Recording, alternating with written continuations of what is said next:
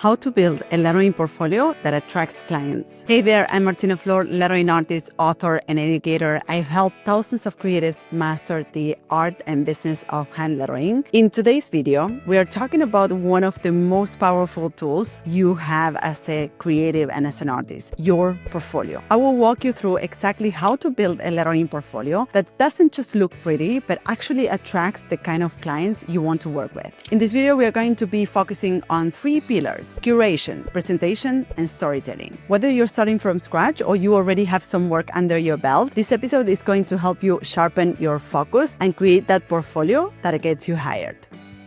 Let's start with the obvious. Your portfolio is not just a gallery of pretty images. It's your #1 client acquisition tool. It's how you tell the world who you are, what you do, and who you do it for. It's a clear message that you send to the world. Many artists and designers make the mistake of just uploading artwork as pretty pictures, no content whatsoever. This may appeal to another lettering artist or illustrator, but someone who is hiring needs more information than just knowing that you're capable of doing pretty work. Your portfolio is your voice, your storefront, your calling card, your message to the world. If it doesn't clearly communicate your expertise and the value you bring, it's just a pretty slideshow. Let's make sure it does what it's meant to do, bring you the right opportunities.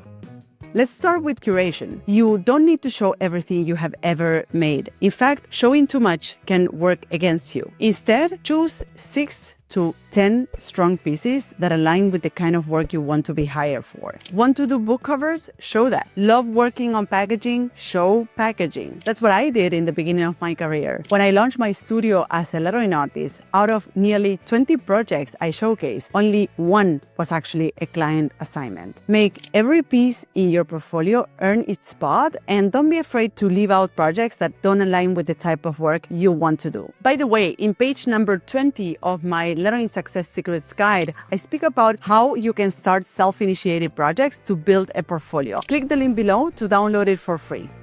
Next up, presentation. Show your work in context. Clients want to see how your lettering looks on a wine label, on a billboard, a greeting card, whatever fits the project. The key to successfully showcasing your work to appeal to your ideal client is to show your work in context. That means including photos of the real projects or mock-ups. So for instance, an editor of a publishing house visiting your website looking for talent to work on their next cover will immediately connect with work that is showcase on book covers and will feel like they are in the right place. Oftentimes, I see creative portfolios including snapshots of the process and miscellaneous work, which makes it really confusing to understand what is the final product and what's not. Leave the process out and showcase only final work. And you will want to use mock-ups, photos of your work printed or in use, or even a quick video if you have one. Also, keep your portfolio visually clean. Don't crowd it with unnecessary elements or animations. Let the work shine. When your presentation is thoughtful, it elevates the perceived value of your work.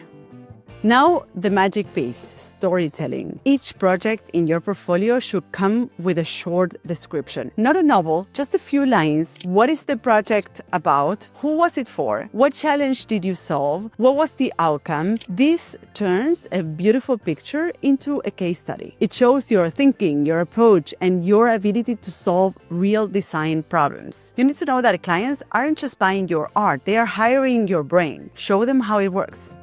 Now, your portfolio is also about you. Add an about page with your photo and a bio. I cannot say enough that this is an important element of your portfolio that many creative portfolios miss. And this is ultimately what differentiates you from other creatives and from artificial intelligence. People will choose to work with you because, yes, you have the skills to do the job, but also because they connect with you on some other level. They like the way you speak and talk to people. They connect with your origin story. Don't miss the opportunity to connect with clients on some other level. This builds trust. And make sure to include easy ways to contact you. Your email, a form, a call to action. Make it visible on several points of your website. And here's a bonus tip. Add a sign-up form for your email list. I will talk in depth about this in another video, but this is something that many creatives miss to build, and that is essential asset in any creative business, your email list. Build an email list from early on on, and you can do that by simply adding a sign-up form on your website.